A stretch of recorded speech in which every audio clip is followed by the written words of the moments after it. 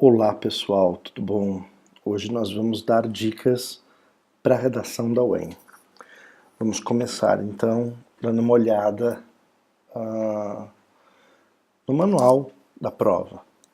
Se a gente ler o manual, a gente vai ver que o que é avaliado é a capacidade de pensar, de compreender os textos, de expressar-se por escrito sobre um determinado assunto e o domínio e o conhecimento dos mecanismos da língua culta.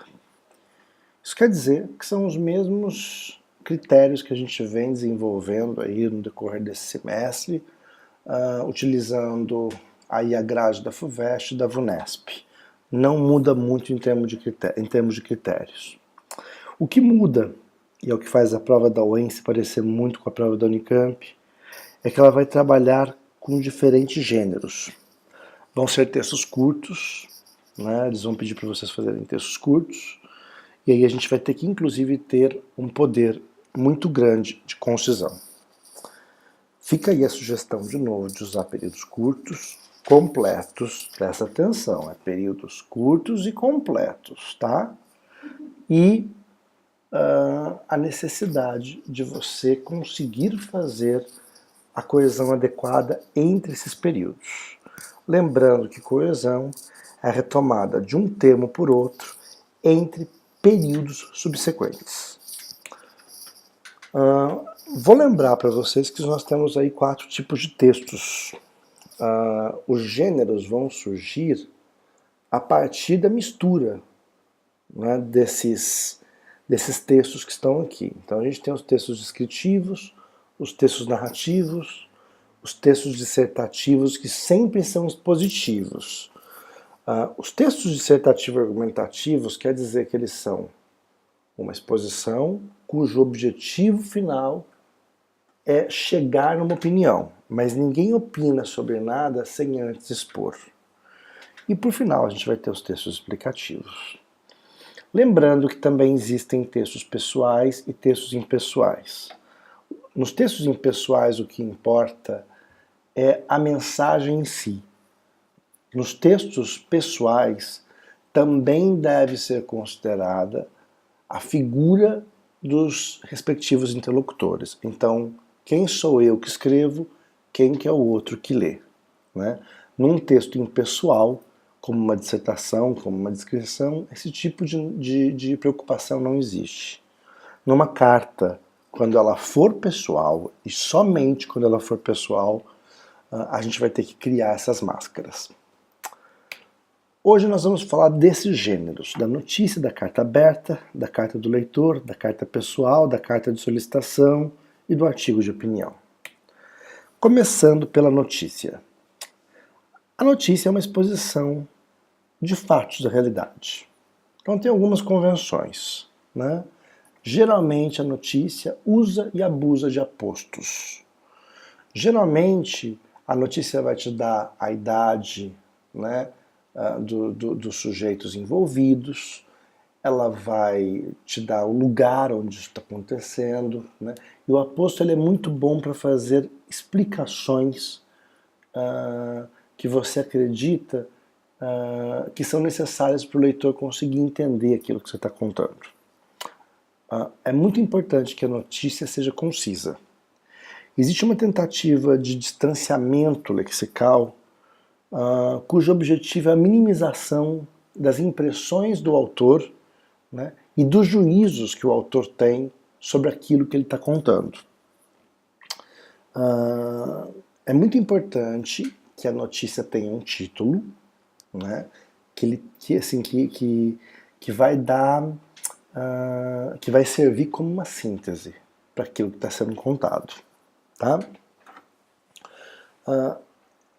O limite entre a exposição e a narração é muito tênue aqui, porque assim, seria uma narração se a gente desenvolvesse o narrador, se a gente desenvolvesse a ação, o tempo, os personagens, né? No caso da exposição, da dissertação, a gente não vai fazer isso, a gente vai simplesmente se ater à ação de uma forma muito sucinta, muito rápida. Aqui vai um exemplo de notícia. Então, olha só. O ministro dos Direitos Humanos, Gustavo do Vale Rocha, visita nesta terça-feira, dia 17, em Nova York, a única criança brasileira que está sozinha em um abrigo norte-americano. É um menino de 8 anos que foi separado dos pais que tentavam entrar nos Estados Unidos e foram considerados imigrantes ilegais. Olha aí, ó o aposto aí, ó, Gustavo do Vale Rocha, que é o ministro é o Gustavo do Vale Rocha, terça-feira, dia 17, né? A necessidade de você marcar onde está acontecendo as coisas em Nova York, nos Estados Unidos, né? E a ação de que o nosso ministro de Direitos Humanos vai visitar um menino de 8 anos que foi separado da sua família. É muito comum haver aí o discurso direto, né? Ou o discurso indireto, né? Você trabalhar com essa referenciação na notícia. Então, olha lá, ó. Para o ministro, o fato de a criança não conviver com outros brasileiros aumenta ainda mais o risco da vulnerabilidade. Presta atenção, o correto aqui não é o fato da criança não conviver, como escreveu esse autor. O correto é o fato de a criança não conviver, porque a criança é sujeito de conviver e, portanto, não pode receber a preposição de. Por isso que a gente separa. É o fato de a criança não conviver, né? Segundo Rocha, o importante é verificar de perto como está o menino que não tem com quem falar português, nem convive com outros brasileiros, né? Então vocês viram, olha, a notícia é uma coisa muito sucinta, ela tem essa coisa dos apostos, ela tem uma tentativa de neutralidade, né? Se bem que a gente sabe que a neutralidade total é impossível, porque a mera escolha lexical já traduz aí uma opinião do interlocutor, né? E essa coisa da referenciação. O outro gênero que a gente vai ver então é a carta aberta. A carta aberta é uma carta que é dirigida a uma pessoa em específico, por alguém que assina, cuja máscara deve ser apresentada. Então, quer dizer, tem que haver essa máscara dessa pessoa que está recebendo a carta, e tem que haver a máscara de quem está escrevendo. Essas máscaras não precisam ser demasiadamente trabalhadas, porque existe um pedido, uma reivindicação, um elogio, né, que vai ser feito publicamente ao destinatário, né? Então a ideia é que todas as pessoas saibam aquilo que eu estou querendo transmitir ao destinatário, né? Essa é a função da carta aberta. Então ela vai ser publicada no Facebook, num jornal de grande circulação, como os vestibulares costumam pedir, mas ela é direcionada a uma pessoa. É legal numa prova, apesar de não ser uma prática muito comum, a gente dá sinais de que de que a gente está numa carta aberta, entendeu? E um dos melhores sinais para fazer isso é, sem dúvida, o título, né? Como a gente pode ver aqui, ó, nesse exemplo de carta aberta, ó. Carta aberta a todos os compositores e intérpretes brasileiros. Geralmente a carta aberta ela vai começar com esse vocativo, né, que também serve como uma espécie de título, né, que vai identificar que não se trata de uma carta comum, de que é uma carta publicada em algum meio de grande circulação, né, assim, de grande exposição. E aí vocês têm aqui o exemplo, vocês podem ler depois, vocês vão ver que o objetivo aqui é convidar os compositores, os intérpretes, a saberem das mudanças propostas na Lei de Direitos Autorais, né, e a estudarem, divulgarem informações para que o debate se concretize, né? Vocês veem que ela é assinada, né? A APS é a associação, associação, agora fugiu, né? Não vou me lembrar, mas é uma associação que foi coordenada pela Paula Lavigne, pelo Caetano Veloso, pelo Chico Buarque, porque eles estavam querendo trabalhar de uma forma mais estrita a questão dos direitos autorais no Brasil, né?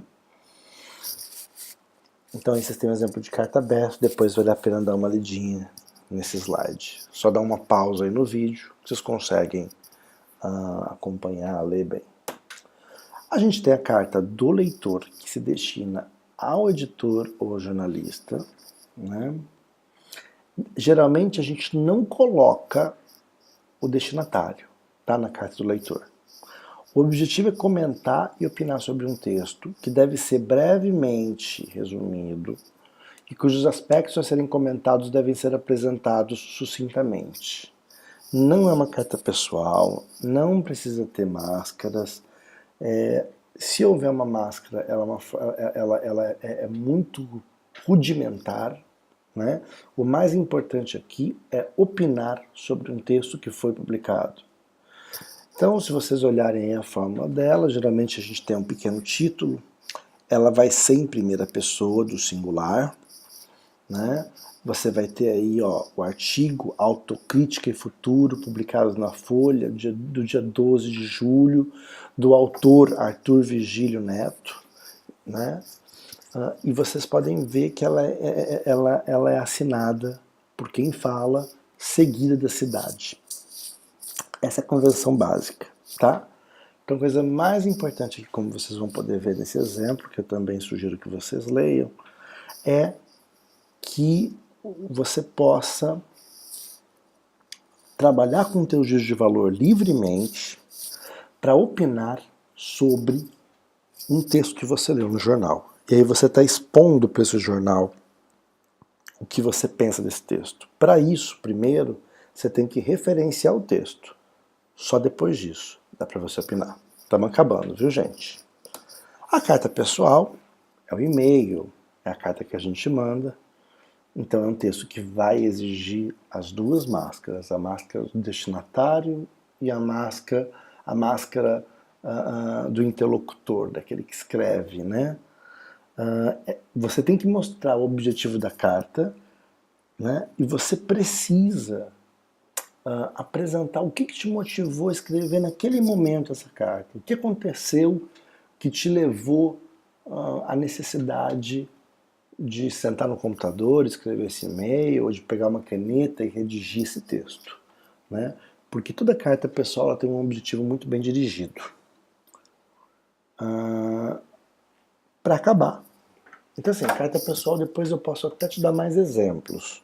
Eu não quero fazer esse vídeo muito longo, então eu vou parar por aqui, mas a gente vai ter aí mais uma segunda e talvez até uma terceira parte em que eu possa te dar exemplos dessas cartas pessoais. Para acabar, a gente vai ter o artigo de opinião. O artigo de opinião é uma dissertação com uma maior liberdade do ponto de vista da linguagem, aceita a primeira pessoa do singular e ou do plural. A linguagem pode ter um registro menos rígido, mas sempre seguindo a norma padrão. O que é a norma padrão?